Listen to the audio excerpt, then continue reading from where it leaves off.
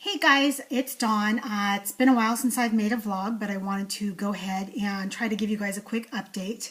Probably won't be as quick as I say. Things here are different. They are challenging, but they are going well. The Lord has definitely used these last, 8 months to refine me and to bring me to a closer relationship with Him. And He's really been working on my not so pretty parts. So I guess kind of what I want to say is things on the family front are a little bit still very rough. Well, I shouldn't say little bit. They're pretty rough. And I'm still praying about that. And I'm still going to my Stevens minister at church. And I have everybody praying that I trust with the details. For those that I don't want stuff to get too far, I just say unspoken. But it's been really good. God's been using a bunch of different things. Let's see, I was going to share on February 8th and 9th. So I went on the 9th. I went to see Lisa Harper with my mama. And I was excited about seeing Lisa because I saw her at Women of Faith in October. Yeah, it was October, I think. Anyways, doesn't matter when. And I really liked her straightforward, kind of, I don't know, okay, y'all, she reminds me a lot of me in the sense that you could tell if she wasn't a Christian, she'd probably be inappropriate, but not like inappropriate, like sexually or anything like that, but just, she's just a fun girl, and she just says it straightforward, and that's how I am. Like, she has a really good sense of humor, she says stuff that's just funny, but she just really loves the Lord and brings that across. So I was excited to see her. Anyways, the Lord, I prayed that day because I prayed before I went to Women of Faith, and I was just like, oh, Lord, you know, this was at the beginning of the trial. You know, Lord, I just know you're going to do something big today, and nothing happened the whole weekend for me other than I was exhausted, and I was still pretty upset about God putting me through this trial, and I was mad. But this time around, it was a little bit different. Lisa spoke, she did 3 different sessions, and I'm just going to kind of share a little bit of my notes. In the first session, I thought, okay, Lord, I'm praying. You know, I prayed last time. I don't know what you're going to do, but if you could please speak to me and speak specifically to me, that would be awesome. And so she started off in Matthew, and the whole thing was got joy.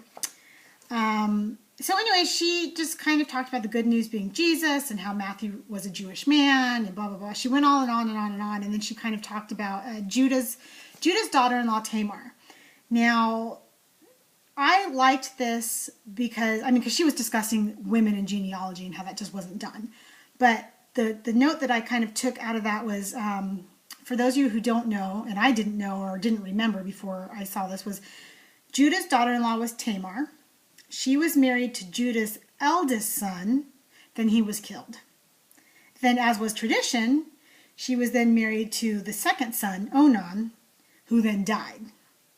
So then she was going to be promised to be married to Judah's third son.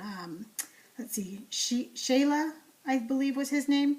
So what Judah did is he's thinking, okay, I've got 2 sons she's married, basically. They've died. And so he tried to skirt the issue and say, oh, he's too young, you know, go to your people, come back, whatever. So Tamar, and this is the one that stuck out to me because my dad said it to me because I was getting really frustrated with God's timing. And I have a tendency, I think I've shared with you in the beginning of this, before all this happened, that I'm a control freak and I like things my way and da-da-da-da-da. And that's not the way God has it. God's way is not our way. You know, it says that in the Bible.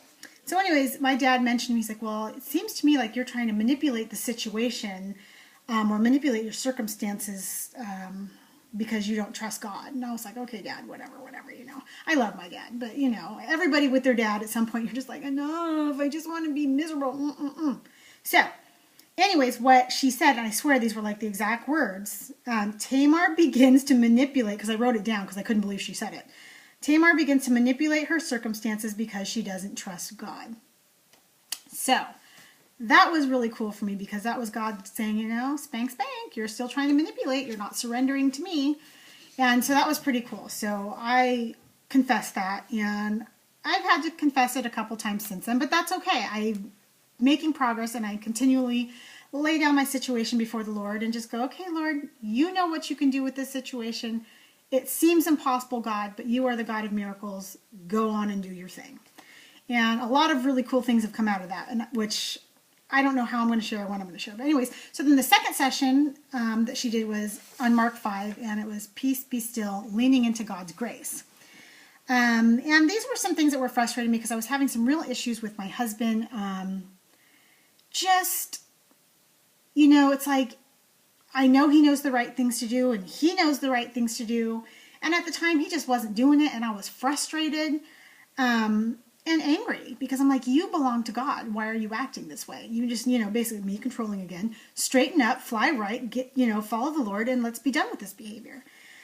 So anyways, what I enjoyed about that was because I just kept praying and praying, and I've been praying for my husband. Lord, change his heart. Lord, soften his heart. Lord, please bring him to the end of himself so that he will come back to you, Lord.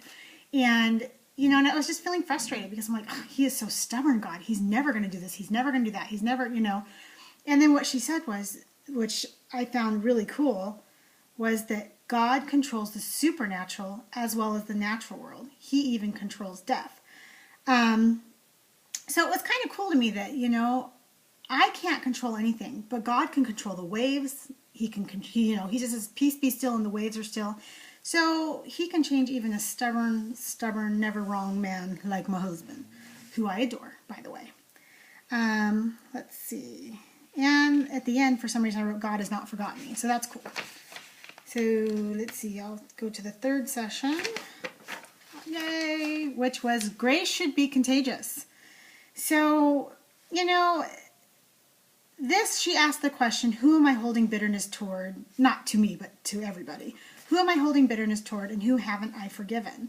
And she kind of asked people to stand up if they were holding something against somebody or whatever. And I had to stand up, and I was thankful I wasn't the only one. But there were a few people that God has called me to address. Like I said, I've addressed my in-laws already. And now there's a few people I have to address, which I'm not going to do here because I need to do it with them first. But yeah, it was just about, only God can change their hearts, and only God could have changed my heart. I was so full of bitterness and anger towards my in-laws, bitterness and anger towards the world, not taking personal responsibility, doing things my way. And God has just really been taking me through this, and I'm not going to do it my way anymore. I have completely, 100%, totally sold out, surrendered to the Lord. And it has caused me to have to do some very hard things that I don't like, that I'm not comfortable with. Oh, sorry, there's my dog behind me. Hi, Zoe. And so that's where I'm at, guys. I'm just really relying on the Lord. I've got some hard things I have to do that I don't want to do. I'm still praying and praying and praying and praying and laying down my husband before the Lord every day.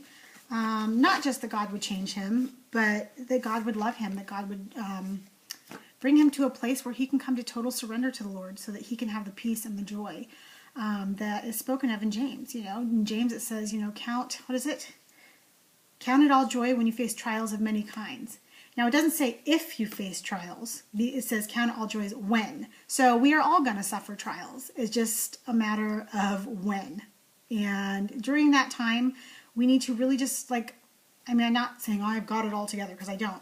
But, it only took a little bit of pain before I went running back to God going, okay, I'm sorry, we'll do this your way. And I tell you what, there's been some hard things come up. I think I mentioned some things with my husband. My dog died. There were some issues with my oldest child. The adoption fell through. Now, this is all since August. And now there is some financial stuff that has come up that we were making a payment, which I'm not going to share because it has to do with my husband. And I don't think he'd want to share. But anyways, the payment is going to basically triple. So our payment will probably go from $400 to $1,500 something. And it was all kind of out of the blue, and there is no choice. It's not a debt. It's just something that needs to be paid. So that's all happened since August 13th. And you know what? The cool thing was I got the letter in the mail saying, by the way, this is going to have to be taken care of. And I didn't even panic, which is a real sign of growth for me because I'm a total worrier. And I just felt like, okay, God, you're going to get us through this. You're going to take care of us. And we may have to do some hard things, but we will never want for anything, because you are, what is it? The song used to say, Jehovah Jireh, my provider. He is my provider, and he's going to continue to provide for me, for my girls, and for this family and my husband. So that's it, guys. Like I said, not through the storm, still praying. For those of you who pray, you can have that unspoken prayer request till I can share. And, this is where I'm at. And if you have any questions or anything, feel free to ask. I may or may not answer depending on how personal they are. But I just want to encourage you and bless you with your day, and have a wonderful day. Bye-bye.